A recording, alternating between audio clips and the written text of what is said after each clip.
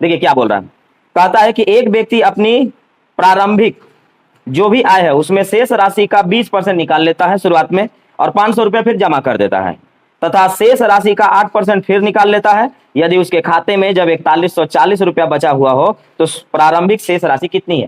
शेष बोल के कंफ्यूज कर रहा है, भूल जाइए कि शेष वर्ड है यहाँ पर। इसका मतलब हुआ कि वो सिर्फ और सिर्फ आपसे पूछ रहा है कि प्रारंभिक राशि कितनी है। तो प्रारंभिक राशि के लिए हमको क्या करना होगा कि हम मान लेते हैं कि इसकी जो प्रारंभिक राशि है ना वो x है। हम मान लेते हैं कि प्रारंभिक राशि x है और x का 20% वो निकाल लेगा।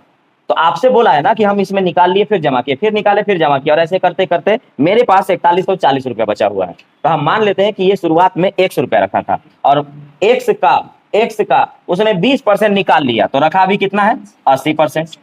और ये जो भी पैसा है इसमें फिर 500 और ऐड कर दिया, और अब ये जो बचा हुआ है इस राशि का, इसका अब इस राशि का वो 8% निकाल लेगा। तो 8% अगर वो निकालेगा तो अभी उसके पास कितना परसेंट बचेगा, 92%। तो 92% बचेगा और बचते बचते इसको बचेगा 4140 रुपए। बस हो गया, अब इसे सॉल्व कर देना है।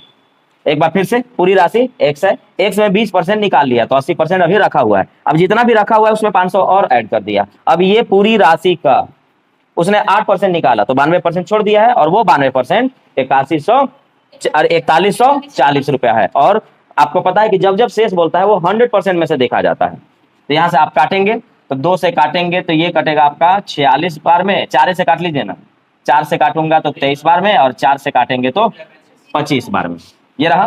अब मैं यहाँ से काटूंगा, मैं चाहूं तो यहाँ से काट सकता हूं, तो 23 से काटूं, कितना बार में कटेगा, 23 से कम 23। आगे आपके पास इधर बचा आपके पास 17 यानी एक 18 में 4 जोड़िएगा मतलब साटिएगा तो 184 बनेगा। अब आप पढ़ रहे हैं पहाड़ा 23 के और लास्ट में आपको 184 यानी लास्ट में 4 चाहिए।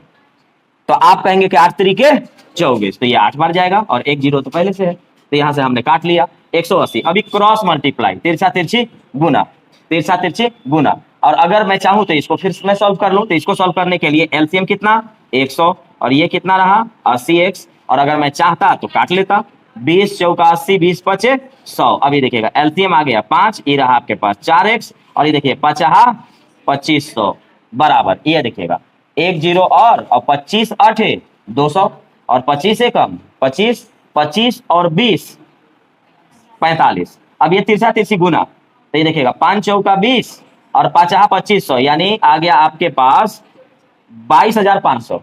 गुना कर लीजिएगा 22,500, तो ये रहा आपके पास 4x प्लस 2500 बराबर 22,500। ये प्लस है उधर जाके माइनस, तो 2500 अगर मैं इसमें से घटाऊंगा तो 4x बराबर कितना आ जाएगा 20,000, और 20,000 आया है तो x का मान कितना आएगा 5,000, और x आपने क्या मान के रखा था प्रारंभिक राशि, तो प्रारंभिक राशि इसके पास है 5,000। मैं 2 स्टेप जानबूझ करके इसको लिख दिया हूं ताकि कमजोर विद्यार्थी इसको समझ पाए। बाकी जिनको जानकारी होगा वो मैक्सिमम इसी जगह पर सॉल्व करेंगे। जैसे देखिएगा, अगर मैं पूरा राशि 100 रुपया रखा हूं, x का 20% निकाल ले रहा हूं, तो 4/5 अभी बचेगा। जो जानते हैं उनके लिए 4/5, नहीं तो आप 80% समझिए, 80% यानी 4/5। जो भी बचा है उसमें 500 और ऐड कर देंगे। अब ये जो भी होगा उसका 8% निकालेंगे तो 92% बचेगा, और वो होगा 4140।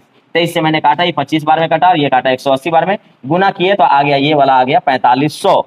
अब तिरछा तिरछी गुना अगर हम करेंगे तो ये 22,500, ये प्लस उधर जाके माइनस हो जाएगा 20,000, और 4 से काटेंगे 20,000 तो आंसर आएगा 5,000। यानी शुरुआत में हम 5,000 रुपया उसमें रखे हुए थे।